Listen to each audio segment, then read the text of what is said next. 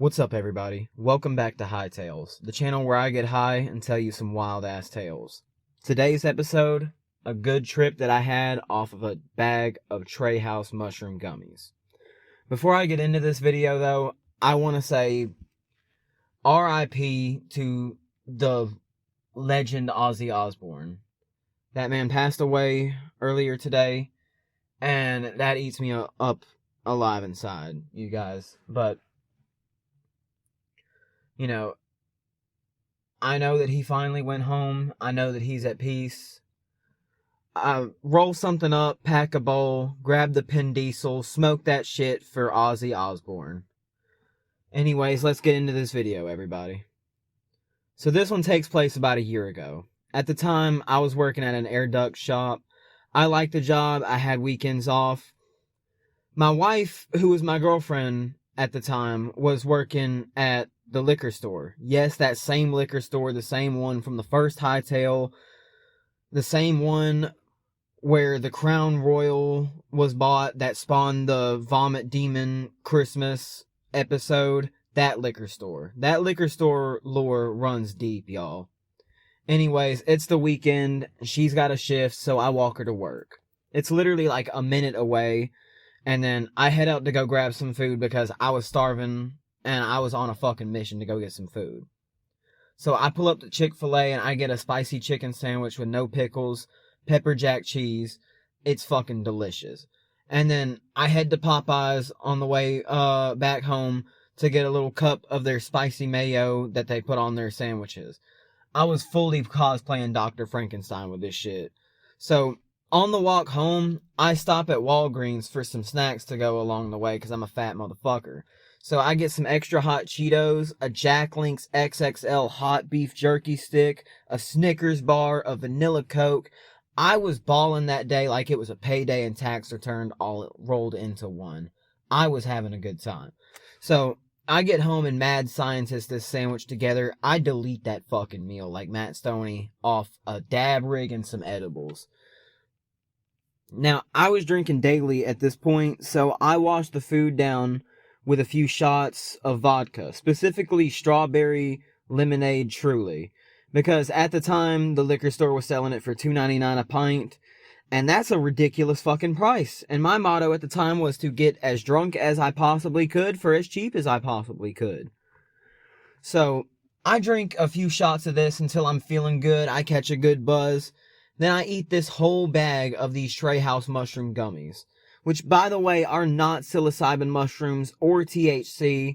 I'm pretty sure there's some kind of Frankenstein mix of 4-ACO DMT and whatever stimulant they slipped in there. Now, at the time, I didn't realize what I was getting into, but this wasn't a bad trip. I just thought this was going to be a vibe, and it wasn't too far off of a vibe with this. So, of course, to activate this vibe, I go to smoke some weed, because I feel like it increased the effects of this. Now, this is my second time trying them. I'll get into the first story if y'all want another separate video for that. The only problem with trying to smoke inside right now is our landlord has been saying he's going to come by soon, but we don't know a date. You know, he could stop by at any time. So, you know, I can't very well just be smoking inside, you know, the smell go everywhere. But I can't very well just go smoke outside with my big ass glass bong and my torch. You know, at that point I may as well put a neon sign up at the front lawn and be like, "Hey, I'm smoking weed out here. Everybody come watch." So I walk back to the liquor store to get one of the one-hitter little bats, you know, the ones that look like a cigarette. Because that's low profile. And, you know, it just looks like a cigarette. So I'm on stealth mode right now. So I sneak off to the side of the store and I start puffing on this thing. I pack and cash that one hitter. I hit that thing at least 10 times. So, enough to where the sidewalk starts to wiggle. Like the concrete was doing the worm under my feet. So I'm standing there and I'm thinking, okay, I'm here now, I'm where I need to be. So I head back home. The moment I step inside, though, something feels off. Like, when I walk toward my room, it's like I gotta sneak up on it. Like I'm hunting it. Like, I'm creeping up to my room, And I'm thinking, like, I can't spook this room. I can't let it get away. Like, I'm sitting here thinking, like, I've got to kidnap it or something. Like, it felt like this room had independent sentience. Like, if I moved too fast, it would scatter like pigeons. I've never had to sneak up on furniture before, but 10 out of 10 would not recommend that shit. Now, my wife had messaged me earlier asking, hey, can you clean the room while I'm gone?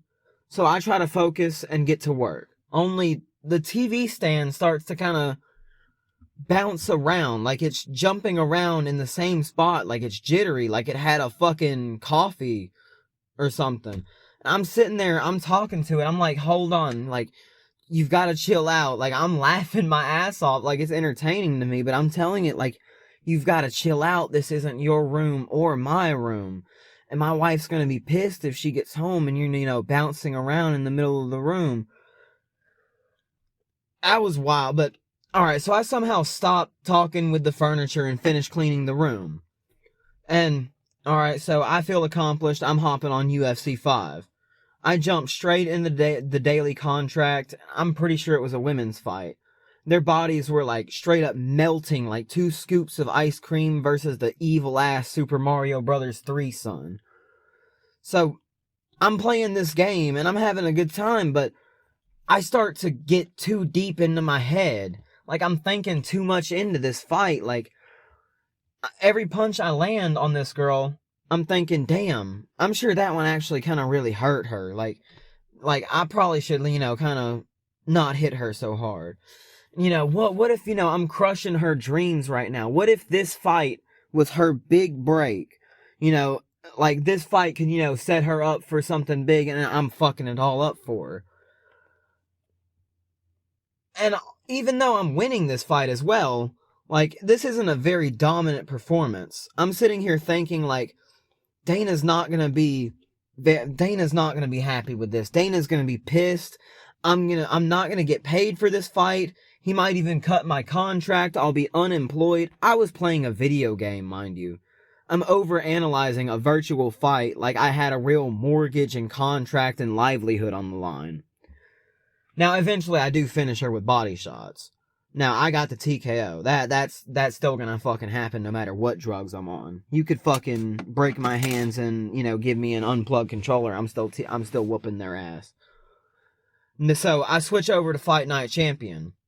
And, again, everything looks like melty clay. Every punch that lands, their bodies kind of morph like they're made of memory foam with commitment issues.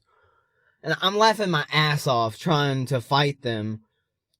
And luckily I wasn't overthinking this one. And that's probably because Fight Night Champion, the story, it's all half scripted anyway.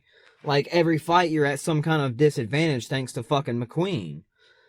But I'm doing the career mode on GOAT difficulty, and I managed to get through like 3 or 4 type fights before I tapped out mentally. Cause that game's fucking tough, and I go to like decision, with any ones that isn't a stipulation. But I end up throwing on Big Mouth Season 4. Cause I was rewatching it at the time I was at Season 4. I decided I want to throw on Big Mouth after I done tapped out of the game. And that show was like therapy off these gummies. Cause the colors were so vibrant. I mean, it was just so nice visually. The jokes were hitting harder than Alex Pereira. So, I watch a good few episodes, and I believe I even finished off Season 4. And eventually my wife gets home, and she takes the gaming setup to the living room to play GTA Online while we eat some supper. And I'm coming down finally, which is a good thing. And I'm just watching her play the game now. I'm loving these vibrant colors, the beautiful visual, like, all the green hills are just lovely to look at. The sky is so blue. This game was just awesome to look at. But the part that really stuck with me is whenever I looked over at her, she was glowing. Like, she had this beautiful, bright, pearlescent, baby blue aura around her. Like, she was glowing from the inside out. In that moment, I realized this is my soulmate, and I have everything I need right here. I shouldn't need substances to feel happy, to feel normal in my life, to get through a day-to-day. I shouldn't need substances. This didn't stop my substance abuse right then and there, but it did plant the seed. Like, it started the first crack in the wall. The real turning point was a bad trip that I had, which is going to be the next story that I make. But that moment, that glow from her, that I felt like I won the damn lottery. That was and still is the most beautiful thing I have ever laid eyes on. She was so gorgeous, she genuinely brought tears to my eyes. But anyways, that's today's hightail, y'all. If you fucked with this story, drop a like, hit that subscribe button, ring that bell like it owes you fucking money, because more wild ass tales are on the way. But that's all for now, and I will see y'all in the next one.